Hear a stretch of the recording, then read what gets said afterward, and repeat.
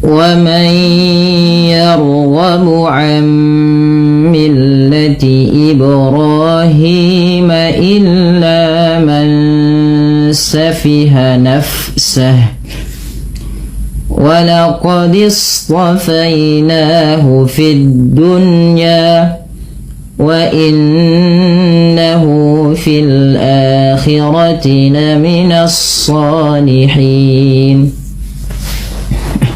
Baik, ikhwati fillah rahimani wa rahimakumullah taala, perhatikan ketika kita membaca bacaan wa man yarghabu, ini tidak lagi dibaca dengan wa man yarghabu. Kenapa tidak lagi dibaca? Karena dalam bacaan ini ada hukum tajwid berupa bacaan gunnah. Maaf, ada bacaan idgham bi gunnah, yaitu terjadi ketika adanya nun sukun bertemu dengan salah satu huruf idgham bi gunnah, di antaranya adalah huruf ya. Maka cara membacanya adalah dengan mengidghamkan atau memasukkan nunnya kepada huruf setelahnya, yaitu di sini huruf nunnya dimasukkan ke ya dan kemudian ditahan dengan gunnah, maka dinamakan idgham bi gunnah. Maka bukan dibaca wa man yarghab, tapi wa man yarghab, sembari ditahan bunyi suara ya-nya 2 harokat. Wa man yarghabu an millati, sama ketika kita membaca an millati, tidak lagi dibaca an millati, tapi langsung ke mim dan ditahan suara mimnya karena ia bacaan idgham bi gunnah. An millati Ibrahim. Kemudian pada lafal Ibrahim ada huruf ba yang ditandai dengan warna biru. Ba di sini dibaca dengan bacaan qalqalah, yaitu artinya memantul. Apa yang dipantulkan adalah bunyi suara huruf ba-nya, yaitu ib. Nah, tidak dibaca dengan Ibrahim. Beberapa kesalahan yang terjadi adalah tidak membacanya dengan memantul. Contoh, millati Ibrahim.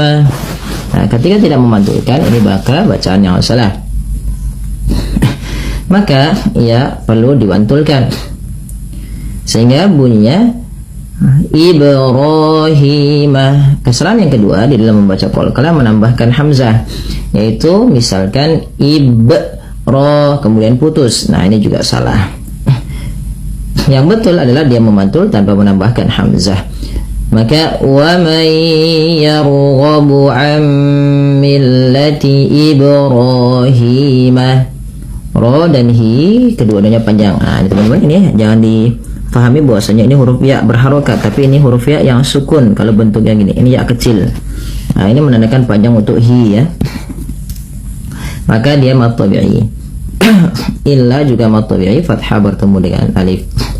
Kemudian man safiha nafsah, man sa, suara nunnya di sini awalnya man, ketika bertemu sin, nunnya disamarkan kepada bunyi sin, terdengar bunyi eng. Maka ini kita namakan dengan bacaan tajwidnya ikhfa hakiki. Ikhfa hakiki.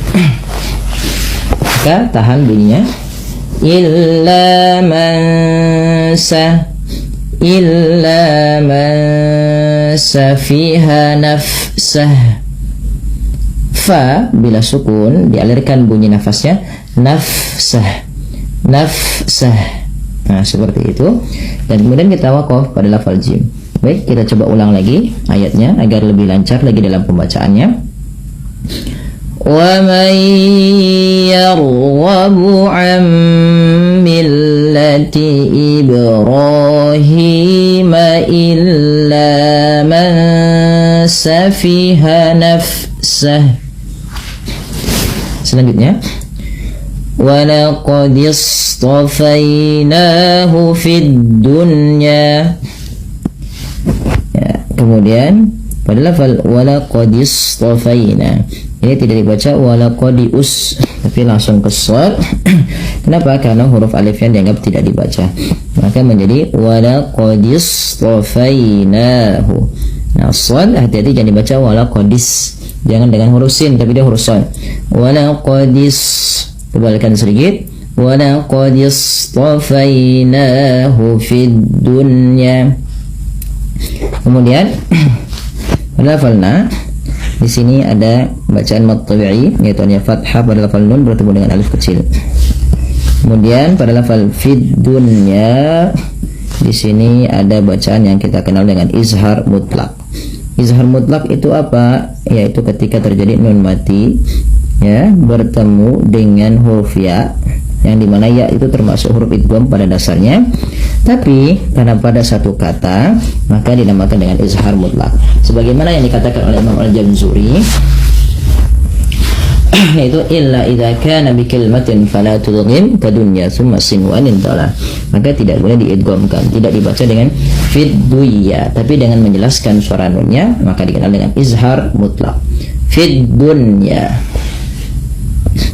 Kemudian wa innahu fil akhirati laminas salihin. Pada lafal wa innahu tahan bunyi suara nunnya sepanjang 2 harakat karena ia bacaan gunnah. Jangan lupa ya teman-teman, menahan gunnah ini perlu dan penting ya. Tidak hanya sekedar wa innahu, tapi ditahan wa innahu. Kemudian pada lafal hu ada bacaan mad silah qasrah dengan memanjangkan hu-nya 2 harakat.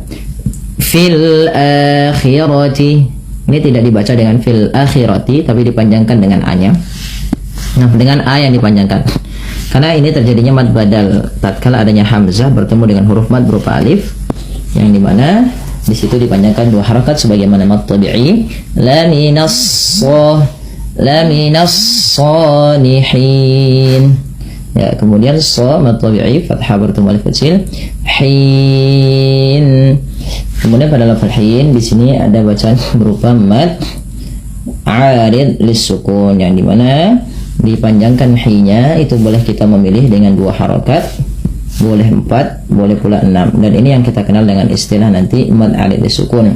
Karena pada dasarnya salihina, karena kita matikan huruf akhir ketika kita waqaf dalam bacaan itu, maka kita perlu baca dengan la minas salihin ya, salihin. Maka hi-nya boleh 4, boleh 2, boleh 4, boleh 6.